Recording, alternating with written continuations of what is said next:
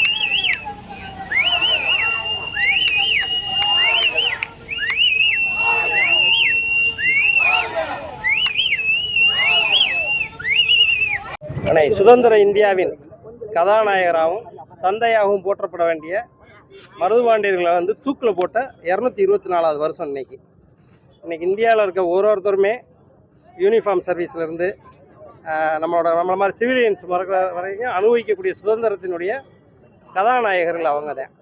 அவங்களுடைய தியாகத்தை போற்றும் விதமாக இன்றைக்கி நாங்கள் மரியாதை செலுத்த வந்திருக்கோம்.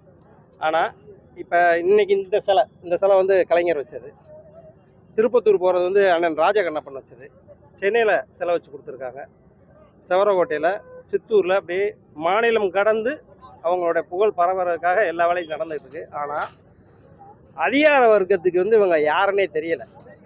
இன்னைக்கு தேதிக்கு எப்படின்னா மதுரையில் உள்ள ஆஃபீஸர்ஸ், வட மாநிலத்தில் உள்ள ஆஃபீஸர்ஸ் வந்துட்டு என்ன சொல்கிறாங்கன்னா, இவங்க வந்து குற்றவாளிகள், அதனால் அவங்கள தூக்கில் போட்டுட்டாங்க அப்படின்ற மாதிரியான மனநிலை. அவங்களுக்கு யாருன்னே தெரியல. இல்லை, மருதுபாண்டியர்கள் யாருன்றது இந்த அரசாங்கம் வெளியில் சொல்லணும்.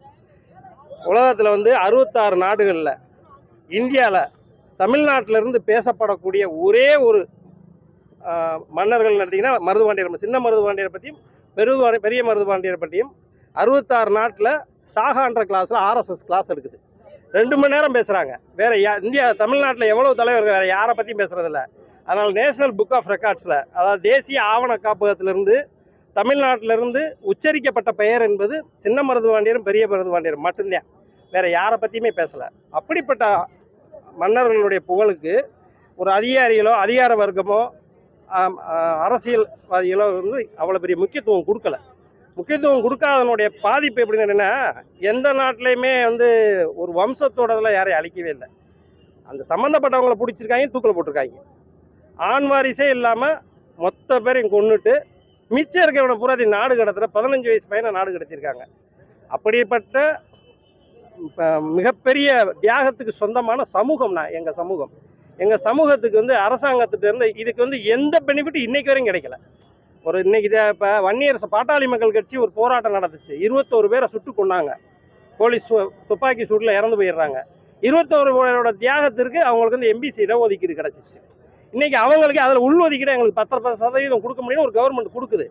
ஆனால் இவ்வளோ பெரிய தியாகம் வேறு யாருமே, வெள்ளைக்காரன் எங்களை சொல்கிறது குற்றவாளின்னு தான் சொல்லுவேன். வெள்ளைக்காரனுடைய ஆவணத்தில் வந்து பசும்பொன் முத்துராமலிங்க தேவராக இருக்கட்டும், மருதுபாண்டியர்களாக இருக்கட்டும், சுபாஷ் சந்திர போஸாக இருக்கட்டும், பிரிட்டிஷ்காரன் இன்றைக்கி வரையும் சுபாஷ் சந்திர போஸை வந்து குற்றவாளின்னு தான் சொல்லிக்கிட்டு, தேடப்படும் குற்றவாளி தான் சொல்கிறேன்.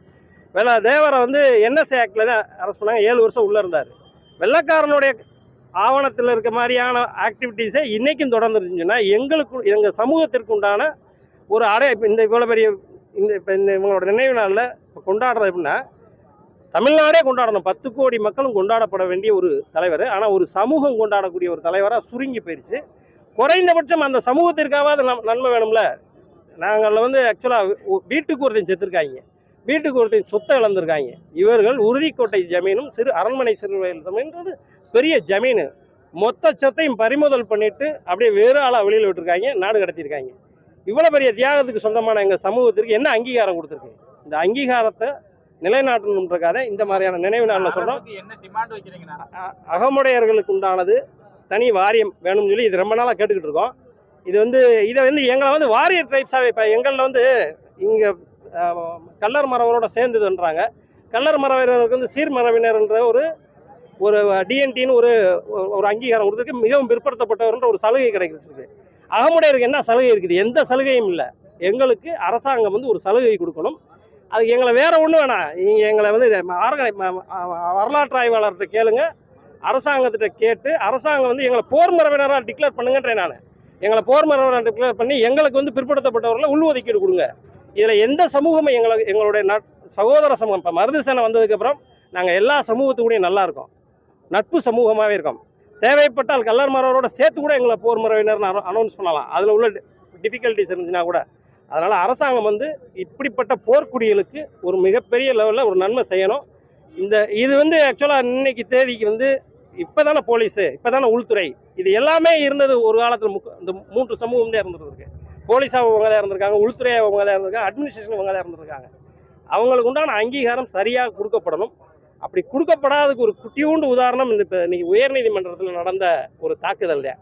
அந்த தாக்குதலை பார்த்தீங்கன்னா உங்களுக்கு யார் ஆதிக்க சமூகம், யார் அந்த அடிமைப்படுத்தப்பட்ட சமூகம்ன்றது தெரியும்.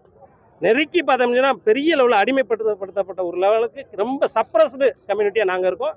எங்களுக்கு உண்டான நியாயங்கள் கிடைக்கணும்னு சொன்னால் அரசாங்கம் எங்களை திரும்பி பார்க்கணும். திரும்பி பார்க்க வைக்கிறக்காக இப்படிப்பட்ட இல்லை சார். இந்த டிமாண்ட் அதாவது நான் இப்போ சொல்லக்கூடிய விஷயத்துக்கு இப்போ மருதுசேனைன்றது நாங்கள் 38 மாவட்டத்தில் இருக்கோம்.